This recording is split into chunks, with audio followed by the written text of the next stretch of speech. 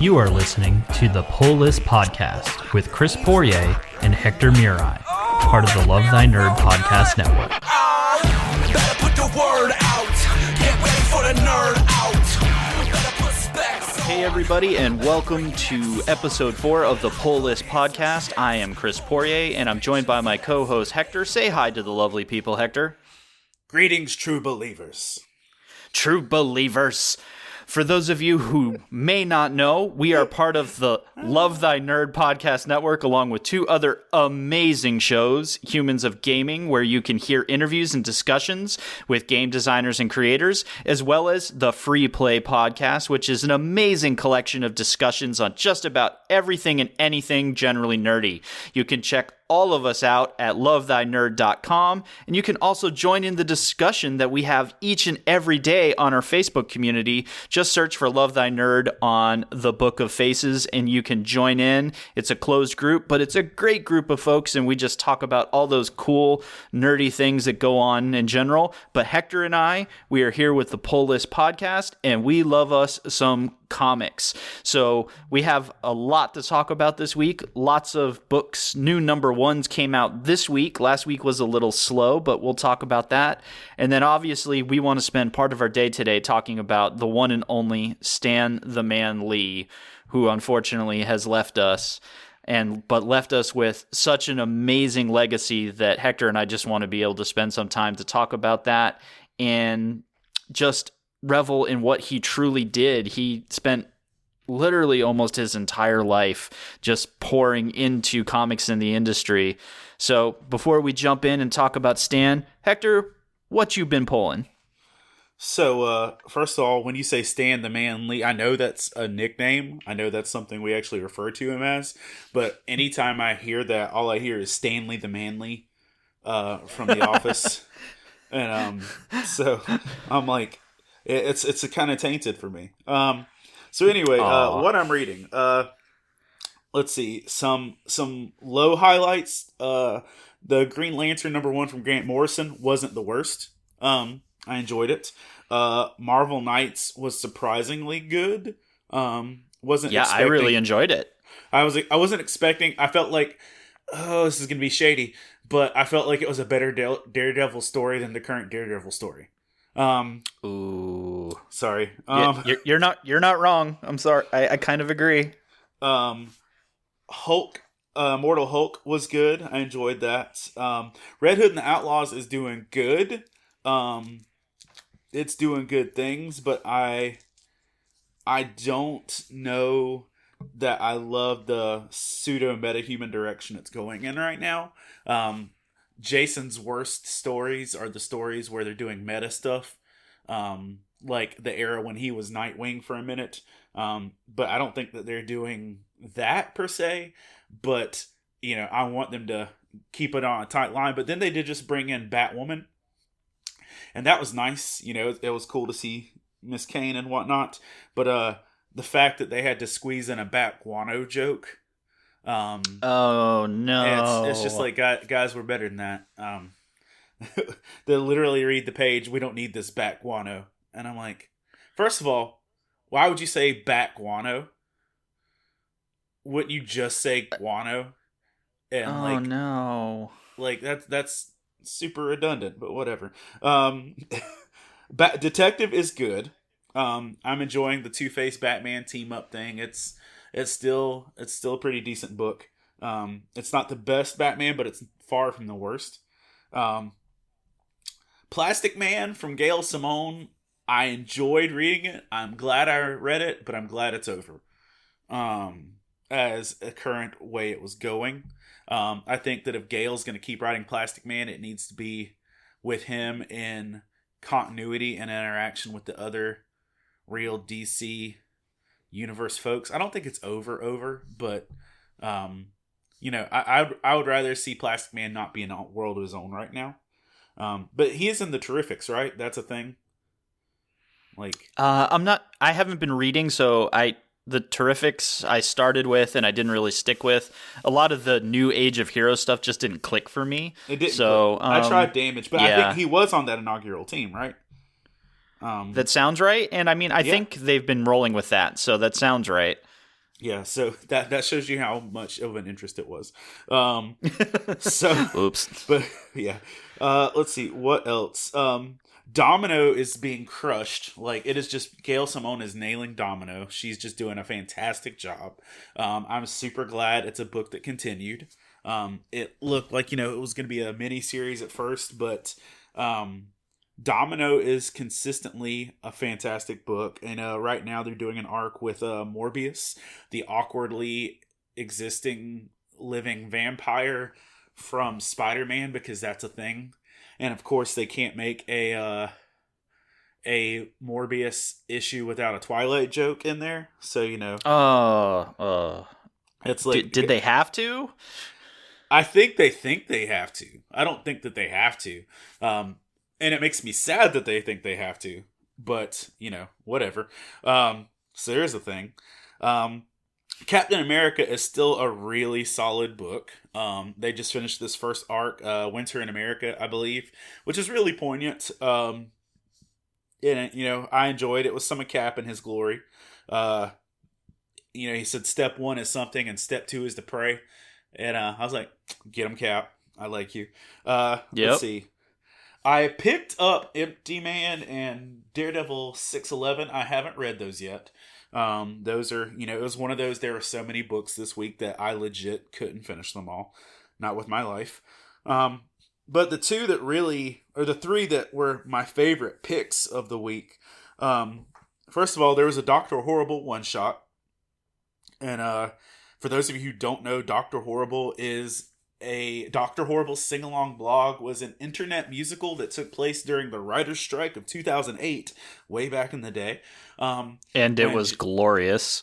This was still in dial-up internet times for some folks. Like, I was on dial-up internet when that was a thing. But it is a 45-minute musical starring Nathan Fillion and Neil Patrick Harris and Felicia Day. And with that, it was a big hit. Like, I think it even got like a Grammy nomination or something, or at least it got some good awards for whatever it was. But they've released a one-shot comic book that comes after that, and it is called Dr. Horrible: Best Friends Forever, and it features a post the musical issue that starts out with Captain Hammer and Dr. Horrible as like squealy BFFs. What? Like buying each other presents and riding around on motorcycles together and giggling and noogies and hugs. And you're reading this and you're like, what's happening? And they get to that in the story. And it's good. You you even get a little Penny in there a little bit. Which is too soon. It's like a decade later and it's still too soon. I respect that though. They still like legit, I met Felicia Day at Dragon Con, and like of all the million things I've seen in her, like I pictured her like as dead Penny. Like when I walked up to her, I'm like, oh no. Like that was my first thought. I'm like giving her a side hug thinking it's dead Penny. But whatever. But it's a good issue. You actually get to meet characters that were only referred to in the musical, like Hourglass is a main character in this issue. You get to see that Moist has come into himself as his own villain, and he rides around in a soggy vehicle with female henchmen called the Towelettes. And it's just one of those things of getting to really delve a little bit deeper into the Dr. Horrible universe. It's a little sad that it's only a one shot, but on the flip side, it is actually written by Joss Whedon, which is nice. So that was cool. Another one is Firefly #1, which I flippin' so loved. good. It was so good. It felt right. There's a lot of Firefly issues recently in the past, years that felt close but not accurate, or felt close but not right. Especially once you go delving in. I think not that they didn't need to tell the stories, but once you tell the stories after Serenity, without Wash and without Book, it's harder to connect. Like every new person they introduce to you is just like, but it's not them. No, it's definitely true. I had the same experience, and that I wanted to know the continuing story, but there are parts of it that just felt so weird. And because for those of us who are fans, we only had the one season, and we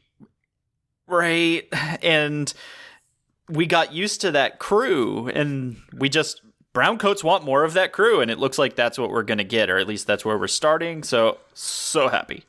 And it was a really solid, man. I missed Shepherd Book. Like, I missed him a lot. He's one of my top 3 favorite fictional characters, which, by the way, if you are Christmas shopping for me, are Krillin, Red Hood, and Shepherd Book are my 3 favorite fictional characters. I actually have a shelf that is nothing but those 3 guys. I have a Red Hood helmet, 5 Red Hood action figures, 3 Shepherd Books, and 14 Krillins, which is more than they should legally make.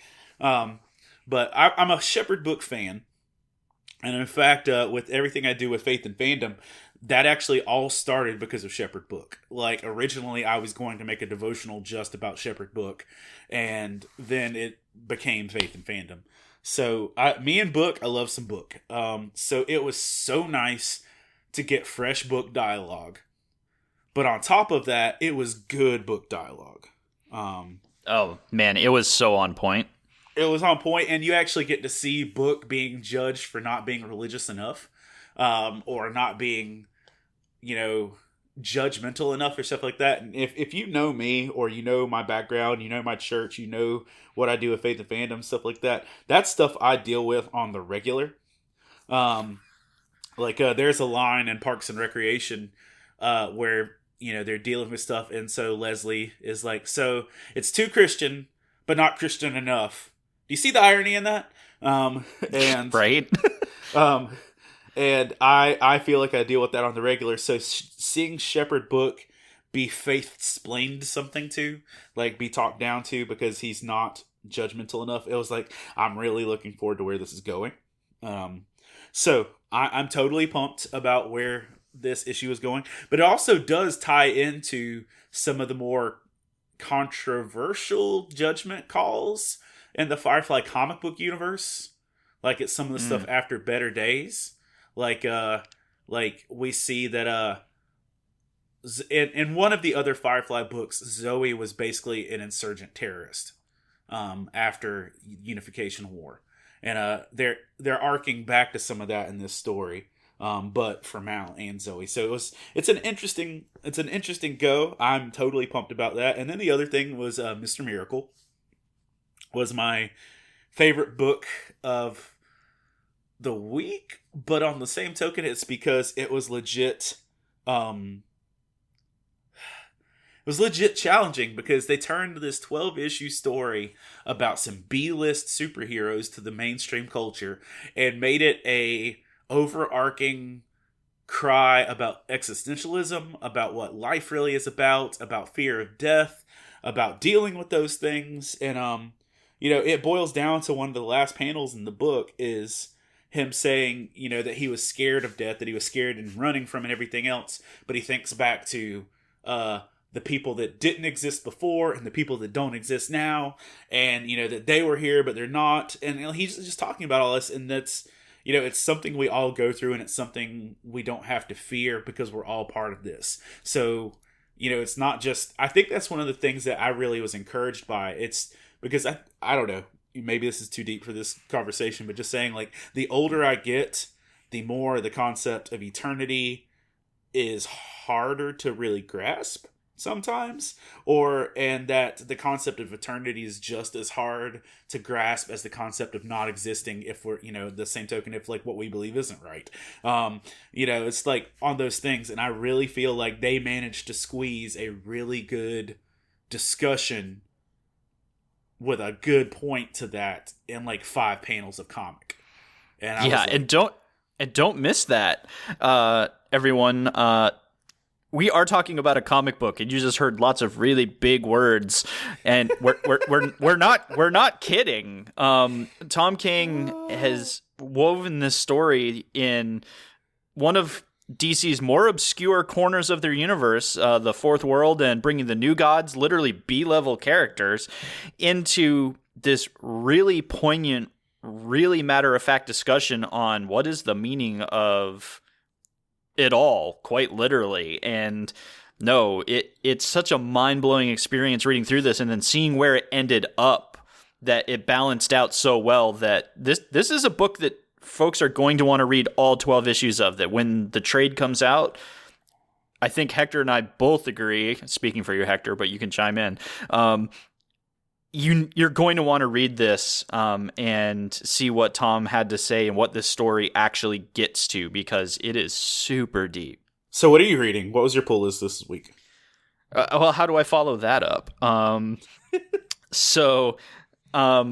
We obviously read a lot of the same things this week. I was probably most excited for Firefly. I am a brown coat. I absolutely love everything about the Firefly Serenity universe. And yes, we kind of talked about that the older comics, some of them were close, but it just didn't quite have the feel that we were talking before we started the podcast, that the thing that I loved about this, and you mentioned it as well, is after reading this, I felt like I just watched an episode, which is exactly where I want to be mentally when absorbing this stuff, is that Greg Pak is writing this one, which is kind of the first time that someone that's a little more established in the comic industry other than one of the Whedons has taken on writing the pieces of this. And it was just...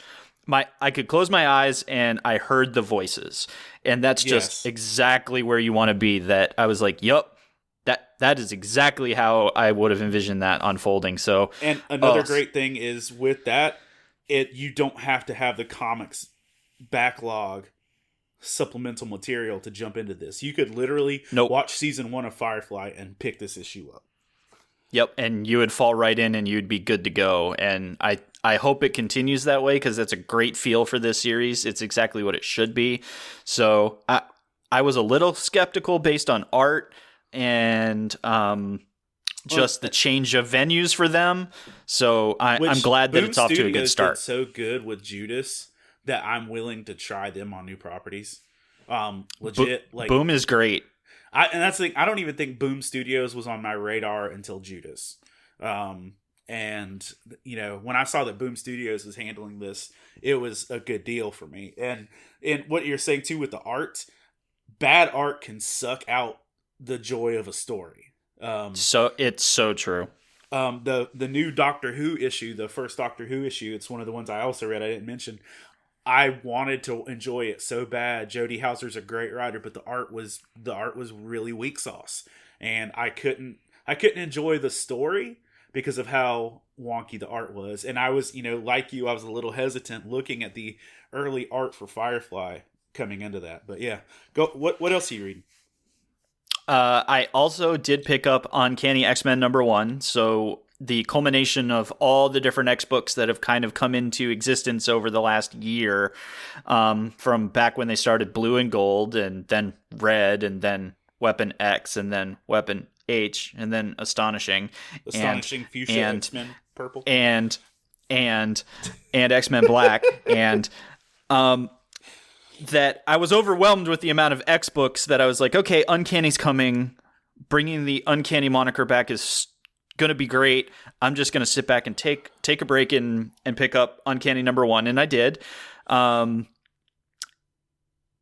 I still don't know how I feel. I wish I could say, wow, they really knocked it out of the park. I don't think it was a home run. I think it needed to be honest. But this is kicking off a 12-part weekly, much like they did with Avengers No Surrender. So I'm unfortunately kind of skeptical, but I mean, art-wise, it actually does look great. It feels like an X-Men book, and I want to enjoy it. So hopefully they will settle this story down and just really start firing, because in establishing an X-Men team, for me, it just needs to make sense, and it needs to flow. It has to have that action, but it also has to have that tension of their existence in the world, which they did set up. Because they're back to pieces of there are folks that are still trying to cure the mutant gene out of them. So I'm glad that they're still sticking to their roots, but I guess I want more, but I can't articulate it. Yeah, and that's kind of what we talked about in our last episode, that sometimes we get that feeling of repetitive stories that you can literally pick up a story and it feel the same no matter what decade it is. But we shall see. I also really enjoyed Marvel Knights. That was a great first kickoff to that particular story. I'm really looking forward to where Donny Cates takes that. That Donnie's so hot right now, writing everything. But yeah, so I'm going to read it and I'm looking forward to it. And I think it's off to a really cool start. So if you're interested, yeah, go. Can I ask you if you felt like you were getting House of M deja vu? Yeah, there's something going on there. It felt like House of M to me. Oh, that's interesting. Like it straight up felt like how with Daredevil starting out in this issue that it felt like Wolverine and House of M. That's just, I got that vibe.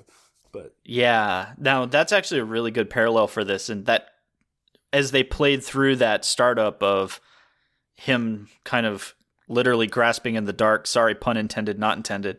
Oh no. Yeah, I went there, but it's interesting to see a hero like that pulled out of themselves. That, you know, just to let you guys know, he's kind of been dumped into this world, but doesn't remember anything. So he's kind of trying to figure out who he is, but he's got some connections to the real world. So yeah, and we don't find out by the end of the first issue. So well done.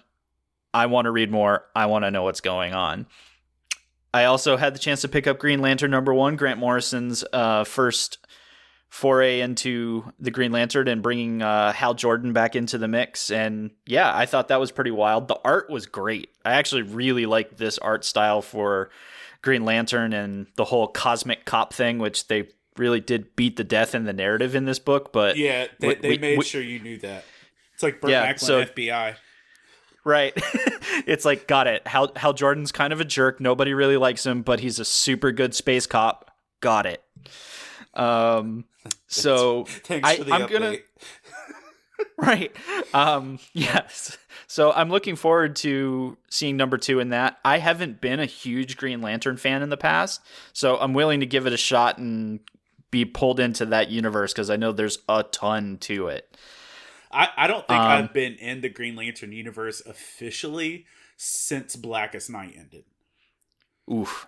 Well, that's probably fair because I think for a lot of fans that's about where things pivoted and just weren't quote unquote the same, for lack of a better word. That was just a really great story, and then they just kind of went off in a different direction. And so hopefully this is kind of a return to form for the Lanterns and the Corps. So I'm looking forward to seeing Grant Morrison just writes absolutely bonkers stories, so I expect the art and the stories to kind of mimic one another and just be great. And then finally, I did finally get to reading Batman from last week, which I think was 58, where they finally bring the Penguin into our ongoing story.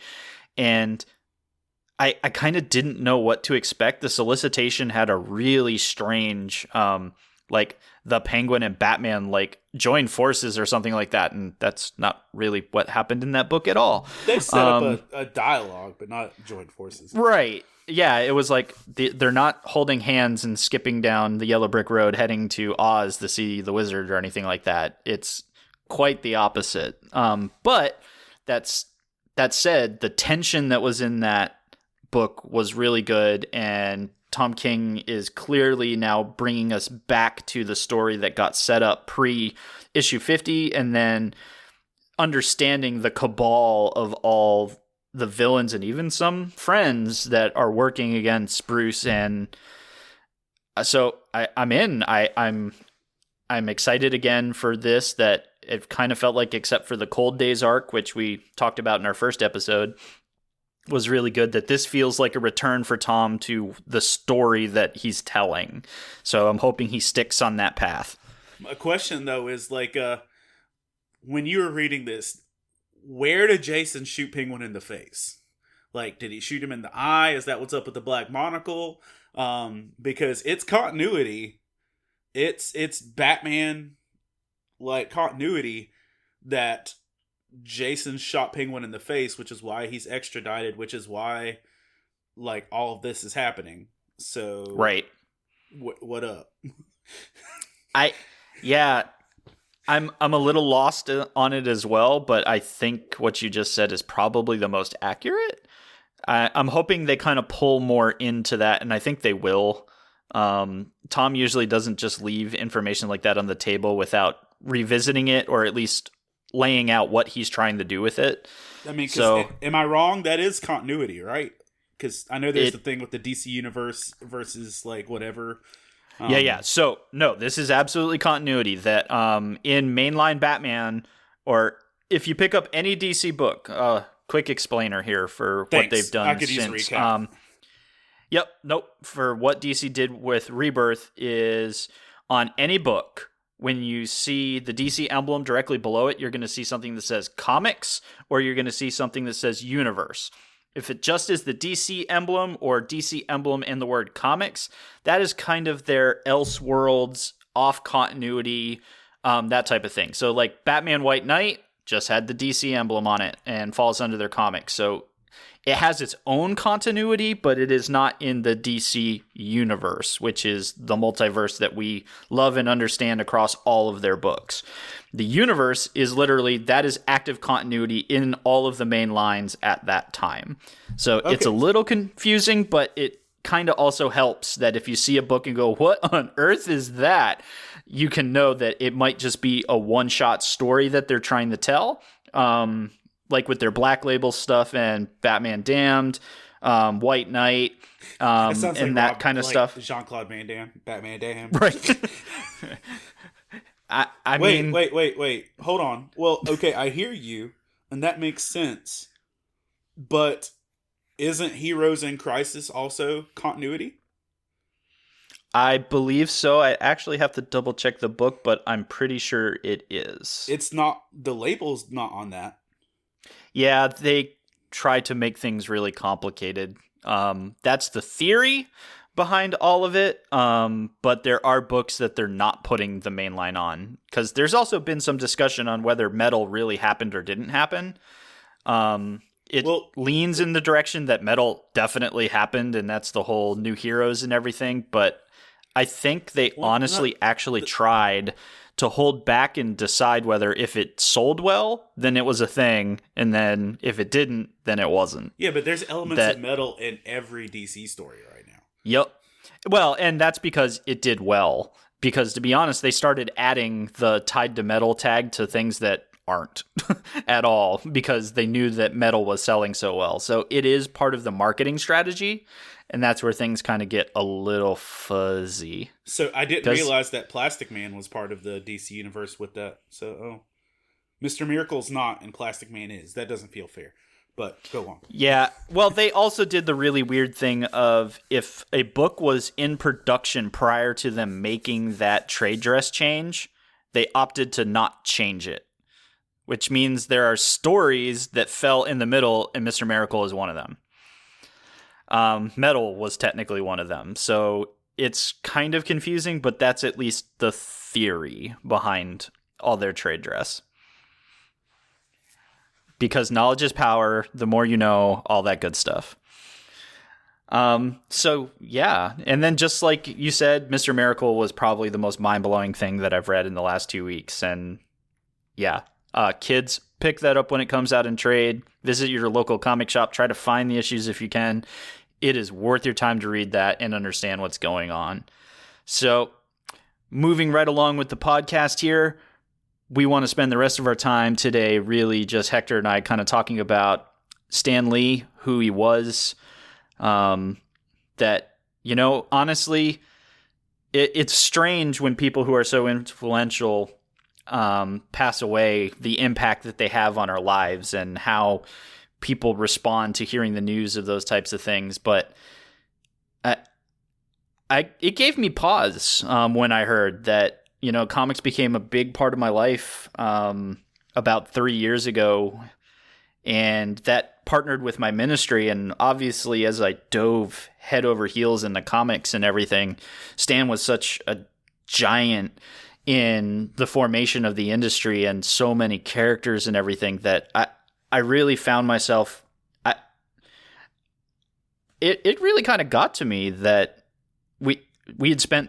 He was 95. He had spent so much time with us and did so many things that I know that Hector and I just want to spend some time just really celebrating what Stan did for the industry and what he's done for us as fans. Because just, yeah, it's... So for me, I was in a staff meeting, and I feel like, too, this is going to, I'm not in any way trying to downplay the reality of our past events or history or anything like that by saying this. So right. Keep me in perspective when you hear me these words come out of my mouth. I feel like this is going to be one of those situations like with 9/11 that everyone says, well, I was doing this when I found out. Like, I know that, like that conversation comes up year after year of well, when 9/11 happened, I was in Walden Books, shelving books and heard about it. Right. Like for me, and before that, go ahead. Yeah, before that, you had people where were you when President Kennedy was assassinated, and when there were just so many different parts of American history and major events that trigger people to remember different things because of the impact on their lives, their way of life, etc. That's why they kind of bear on our hearts and on our souls. So yeah, keep going. So, I was in a staff meeting when news of Stan started to hit, and my wife literally, she was teaching a college class. Someone texted her. She walked out of the college class that she was teaching to contact me. So like she literally walked out of her career position to walk into the hallway to send me a text and let me know. And she was the first person to tell me, and she's like, I don't know if you've heard, but I just wanted to tell you, like Stan Lee passed away.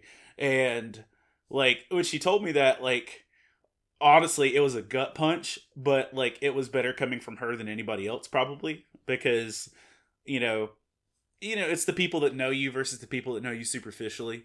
And my wife knew that would legit wreck me a little bit. So I had a second to like steel myself and get myself ready for what that looked like. And then, with that, I started getting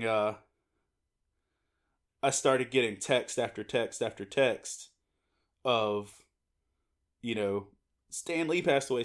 Literally, I'm not kidding, dude. I had more people call me or text me when Stan Lee died than when my mother died. Oh, man. Like, but that's the thing. Yeah. People, to everyone that's, a muggle per se, that's not in the geek world, I'm the one guy in their life. I'm in church culture. I'm a pastor. Yep. I'm in the deep south. I'm in I'm in that world. And so I'm the one geek everyone knows. Like when I was in high school, I think I was the only geek in my school. And I wasn't even nearly as geeky as I am now.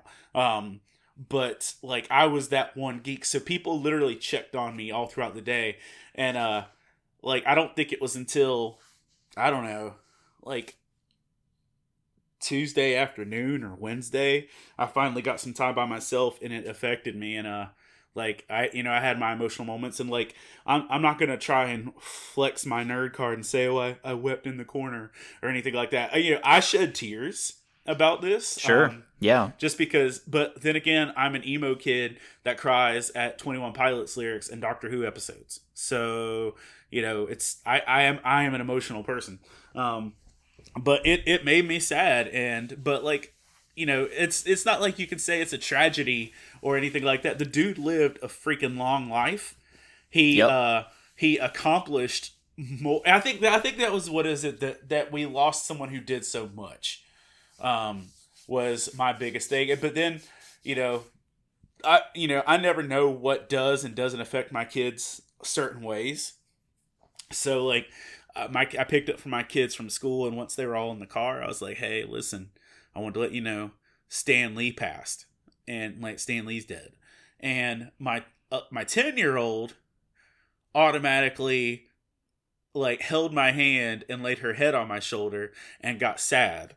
She's like, "I'm sorry, Dad." And she's like, "That's so sad." And then my 8-year-old, she's like, "The weird guy from all the movies." Because from the mouths of babes. Because, like, let's be super real. There's whole generations of people that only know Stan Lee is the weird guy that shows up in movies, and they don't know why. They don't know. And why is this dude here?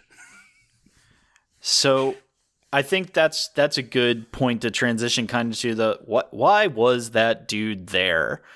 So who was Stan Lee? And Stan Lee, well, Stan Lee wasn't Stan Lee. He was born, actually, Stanley Martin Lieber, and all the way back in 1922. So, 95 years. He experienced the Second World War all the way through Korea, Vietnam, our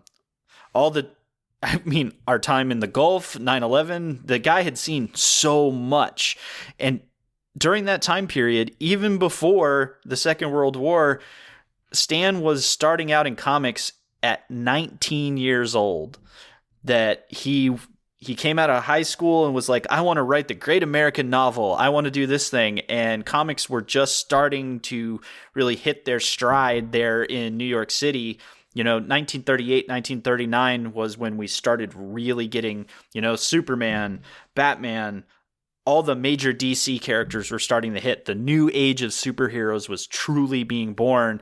And Stan kind of was like, "I want to be part of this." And literally just sought out those internships where he was just bringing guys in the bullpen coffee, to then 95 years later being remembered for bringing an entire company to its height in Marvel Comics, bringing so many iconic characters and villains to the drawing boards with some other amazing creators. That where do you even begin to kind of pull apart what point Stan Lee did the most impactful thing to the industry? I think that's where I started getting emotional. Is Stan's story is that of American hustle. That if you believe in something and you want to attain it, then work your butt off for it. Get in the trenches, learn from the people that are doing, and just do the best that you can and be the best that you can. And I think when I finally kind of lost it was, if you haven't seen it, there is a video that they're claiming is the last video interview that they kind of captured with Stan.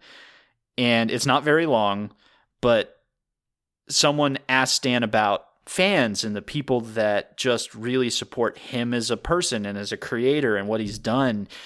And he just goes on about a 2-minute, "I do everything because of the fans, because of the people that want to enjoy, because of the people that take enjoyment out of the things that we create." That, it wasn't so I could put my name in lights or be remembered as the guy that did all these amazing things. It's that he wanted to always just be able to give the fans something, to a story to enjoy, a character to relate to. And that's the legacy that I'm going to hold of Stan's, is you can come from nothing and become something, but also never to lose that humility in wanting to support the people that you're creating for. Just, it blows my mind.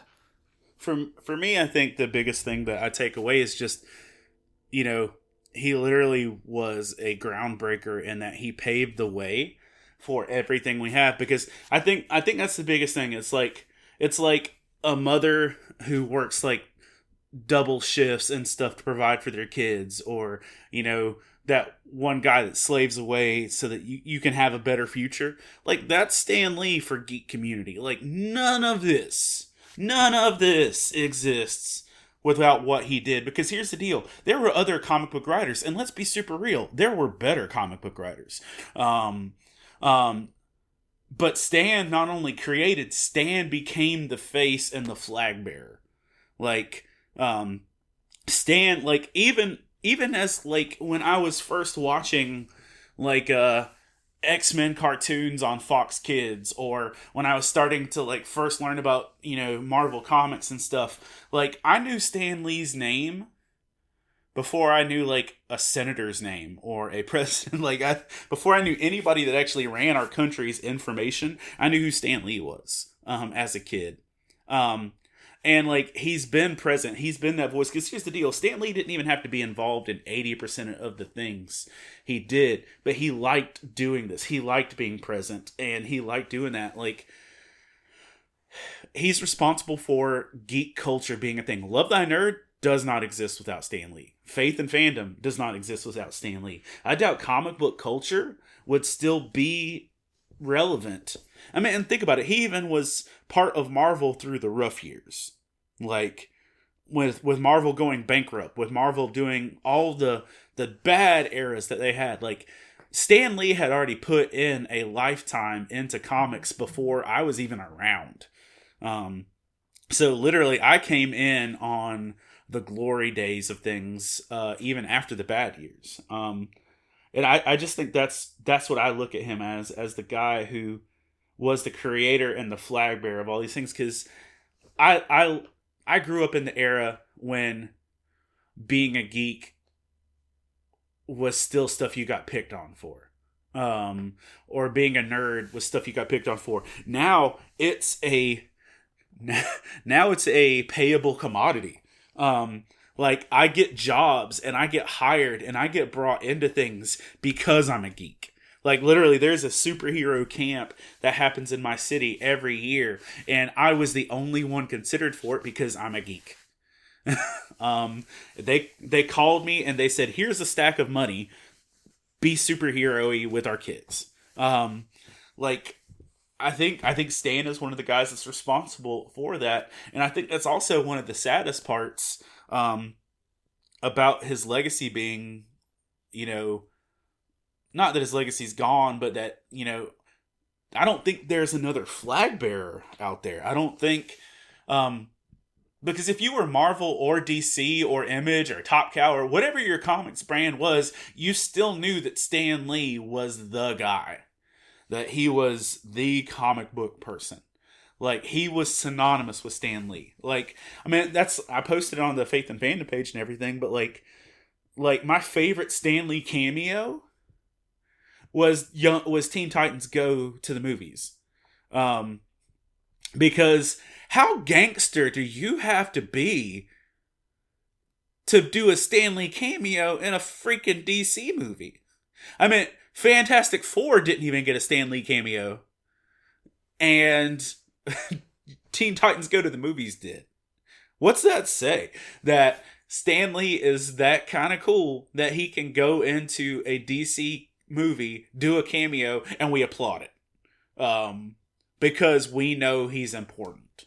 And I just don't think that there's anybody else to fill those shoes the way he filled those shoes. I think that's fair. There are definitely titans of the industry that are doing amazing things. Like, Jim Lee is doing amazing things at DC Comics. And, you know, same thing. He went from an indie creator bullpen to the creative voice and controlling interest of DC Comics, but he actually is kind of the opposite of Stan in that he's not hugely focused on being the center of attention, that he does care about the product and what the fans get, that he's huge about his fans, but Stan was just always larger than life, quite literally, that, you know, he became literally the Marvel and by connection, the comic book hype man for decades, that he was just pushing on the medium. And I think that's important that he was there coming up with those original ideas of, you look at Stan's list of characters that he's credited with or co-credited with, that it is literally in the hundreds of heroes, hundreds of villains. And for comic book collectors today, we're like, yeah, all those people are standard. It's like, yeah. And this guy at the time, kid, Stan Lee, was literally cranking those out every other month as new ideas. And that's just mind-blowing. But that alone wasn't enough for Stan. That as the civil rights movement came about, he realized that they had a mode of communication that they could tell stories in, important stories, and he stepped out and started telling stories in comics that were very relatable to what was going on in our culture at the time. That he gets a lot of credit through the creation of the X-Men and the stories that were being told, of providing that social commentary on what was going on, but also telling just a great story in art and in character. That it's mind-blowing that that was part of who he was. That it wasn't just about telling a great story. It was he was being very purposeful in some of the stories he was telling, and when and how. That for a period, superheroes were untouchable. They were perfect. And Stan was one of the guys that helped remind us that even superheroes have a bad day. That even some superheroes are teenagers. They're normal kids going through normal stuff on top of the reality of being superheroes. So it's just crazy to see what's going on there and what's happening. But he then transitions, and he's also trying to provide very humble type stuff to the community. That he was there during the early days of the Comics Authority Code and making sure that things were good and wholesome in books. But then he also became the guy that started poking at the code and trying to be sure that there were other pieces to what's going on there. And it's just so good. So Stan just had so many different pieces to who he was and what he did. It's hard to kind of isolate that one or two things that stands out, but we'd be remiss if we. Let me go for it. Though, like, I see Jim Lee, and like, realistically speaking, Jim, to me, could, like, he's one of the people that if his name's attached to it, I'm a lot more prone to it. Like I've said before, Hush was my first book back into comic books after a decade of not. Like, I appreciate everything Jim Lee has done, and I love what his he is a name, especially to nerds, but he's not that flag bearer. Right. Nope, totally agree. He could be, but it would take a lot of extroverted effort. Like, who do you see that could be the next Stan Lee? The next Stan Lee, like, in geek culture, in the world we're in, like, who could be that next person? Well, I think, and we've talked about this kind of off before the podcast got started, that, you know, I agree that Jim might not have that, like, hype man mentality. Todd McFarlane does have that kind of thing, and Todd spent a lot of time in Stan's orbit and learning from Stan, and and Todd stepped out to do that work with Image and to be a new creator and not be shackled by either society or anything in general. That I think Todd McFarlane is potentially one of those people. He can be a little rough around the edges, but, you know, Stan wasn't perfect either. Stan Todd wasn't is definitely perfect, but Stan, I think, he tried to be, like, yes, as palatable as possible. Humility is something that is definitely a part of who Stan is, and some folks might disagree with that, but I think Stan never was truly trying to beat his own drum. Todd does occasionally, so I can see how that one's a little harder, but truthfully speaking, I think the thing that Stan left us in looking at who could be next is Stan strikes me that he was the type of person that if he were to answer this question, I think Stan would say any one of us is fully capable of being that next person if we're willing to put in the work and truly believe in the thing that we do. And just watching my Facebook feed this week of creators I know that have interacted with Stan over their careers, interacted with people who were direct mentees, people that learned from Stan in the industry.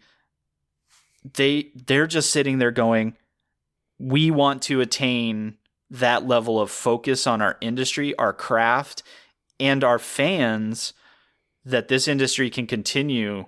So I know it sounds semi-cliche to be like, it's in your heart, it's all of you, but I think Stan was the type of guy that truly believed that that is possible. Yeah, and I think that any of us really can do that. It's just that actually caring enough and putting yourself into it enough to actually move forward with that. And that's one of those things. And realistically speaking, I would love to say that I could be the Stan Lee for what I'm doing. Right. Yep. Like one day for Comic-Cons and faith, intersections and stuff like that. I'd love to be able to be that one day, to be able to look back, in 50 years and say, I helped bridge that gap, or that the little things I did. Because let's be real, we know that we all see Stan Lee characters, but the average person under 30 has never read something Stan Lee's actually written. That's an interesting point. The thing that, well said. The average person knows the outcome of Stan's work, but they've not read Stan's work. Literally, like my 8-year-old, the only thing they know from Stan is that he shows up like the fun grandpa at parties. Like he is the he's the fun grandpa that shows up in the movies that Dad takes them to see. He's the guy. I don't know if you ever watched it, but it was the Superhero Squad cartoon show. Like he narrated it, and that was one of my kids' favorite shows. And he was a main character on that. And this was 10 years ago, or not even 10 years ago. My kid's only 10. This was 5 years ago. He was a main voice and character for that. We're seeing the harvest of the work that he put in, and that's the thing. Jim Lee is not that public face right now, but if he puts in the time and work going forward, he's already laid the foundation. He could be that. He could do those things. And I don't think Kevin Feige, I don't think that's going to be him.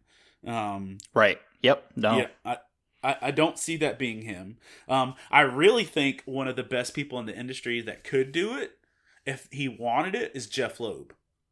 That's a good name into the ring. That's another person that off the top of your head you probably couldn't identify, but you have definitely seen his work. If you've watched anything on TV that's holding a superhero underpinning, he's probably executive produced it or is involved in it. So, Marvel's he went Netflix from doing stuff, or Netflix's Marvel stuff, superhero movies that you've watched, heroes.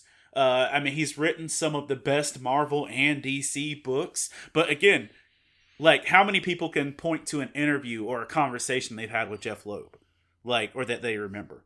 It's that vocal part of it. And, not to hardcore Jesus juke this, but just to say, there's the scripture that says, do not grow weary in doing good, because in due time when the time is right, you will get the harvest for your work. I guarantee Stan Lee had been in comics for years and didn't see that it was going to end like this, that he was so celebrated. And I think that with a lot of us, we don't see that it's going to be celebrated. But that's the thing. I don't think he did it for the celebration. I did it because he thinks he cares. I've been writing some stuff about Stan Lee this week. They're planning for the next book. And there's this one interview I keep going back to where he says, in 100 years, if people still remember my name at all, which that made me giggle, because I really do. Right. I don't think that, granted 100 years is a long time. But, I don't think that we're going to be in a place in 100 years where we've forgotten Stan Lee. But he said that what he would want to be remembered for is that people liked his writing. That we liked stories that he wrote. And I thought it was funny. He didn't say, remember the universe I created or the characters. He's like, I want people to be able to read back or to look back and like what I've written. And, you know, I think we're going to be able to do that. I think we're going to be able to say that. And I think we're going to be able to say that like nobody else. Right. I think that goes into our ethic of what are we willing to create and put into it, because the stuff that we think is frivolous and stupid could actually be important to the world. And I think that's exactly kind of to come full circle, that every biography that's already been written, and I'm sure ones that will be written on Stan Lee, will all start at the same place. He wanted to be a writer. His literal goal was to write the great American novel. And just seeing his story unfold and where he ended up and how he ended up doing it, a lot of literary folks might say, well, he never got around to it. But I think a lot of us in comic books would say he did exactly that. That to talk about the great American novel or the great American experience, that some kid that had a dream wandered into an editorial shop of an industry that he was growing, but he knew nothing about, went from making coffee for some of the greats, even before his time, and then ended up surpassing a lot of them in what he did with his life. That I think that's why so many of us were bummed this week, and why, you know, at the same time, we're going to take a great deal of hope into the future of comics, that he spent over 70 years in an industry that is really just a little over 80 years old in America. Yeah. Do that math real quick. He didn't start it, but he made it better. And I think that's who Stan is to a lot of creators. Is it's an industry of 70 years that had a lot of ups and a lot of downs, like almost into non-existent downs.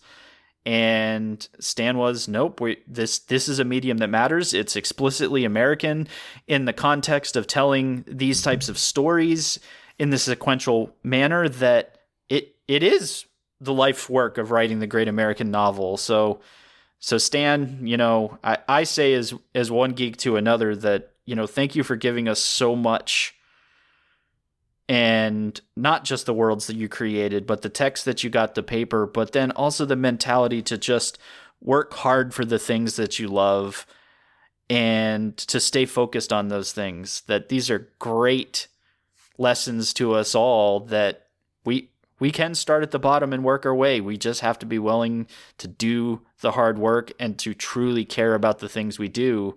So, you know, you can take that to the bank. Right. And Stan chose that saying for many good reasons as well, that, you know, he always finished things with Excelsior. That it actually comes directly off the state of New York seal. And it's basically that concept of overcoming by means, that it's literally his story, but it's also the story of a people that just sought out to do good things. So Stan, you're going to be missed. And I'm going to borrow from something I saw on Facebook, because I think it's really poignant and it's really great, is that Stan, we're sad that you're gone and you're going to be missed, but I think I'm going to hang around for the after credits to see what comes next. Yeah, I saw that this morning. It's so right. It's so good though, because I think that, like we've talked about in terms of who Stan was and what his legacy will be, is that reality that literally we're the post-credit sequence Stan Lee's just story. Right. And that should be really encouraging to a lot of folks in the industry. And I know it is to me. And I'm going to watch a bunch of movies this weekend. And there's a ton of great biographies on the industry and on Marvel and on Stan. on Netflix. Apparently, if you search Excelsior on Netflix, it'll pull anything related to him now. Yeah, so that's your geek hookup for the weekend. But I encourage you to get out there and see what he did and see some of the stories and just listen to some interviews of people with him, because it's amazing what he did in those 70 plus years in the industry for us. And we just really wanted to kind of give you a glimpse. We can't even possibly scratch the surface of what Stan Lee did with his life here on the podcast, but we just wanted to give you a little bit of what we saw this week and what Stan meant to us. And I think that's pretty much going to do it for us today. Thanks everybody for listening. And remember, you can find us along with all the other Love Thy Nerd Podcasting Network shows just about anywhere that podcasts can be found: the iTunes, Spotify, Stitcher Radio. If you don't see us somewhere, let us know. We can try to get it up there. And also remember to subscribe and rate the show. We're 4 episodes in. We'd love to get some feedback and for people to let us know how we're doing. And just share us on the social media. And like we said at the top of the episode, join us in the Love Thy Nerd community on Facebook. Just search Love Thy Nerd and continue the conversation in the comments on this episode or in the community with us. So for the Pull List podcast this week, I'm Chris Poirier. And I'm Hector Mirai. And that's Hector, reminding all you nerds out there, read more comics. Excelsior. Excelsior! You've been listening to the Pull List Podcast with Chris Poirier and Hector Mirai, part of the Love Thy Nerd Podcast Network. Be sure to rate and review the show and share on all the social media. All 7 continents, the game of risk. The master of epic duel.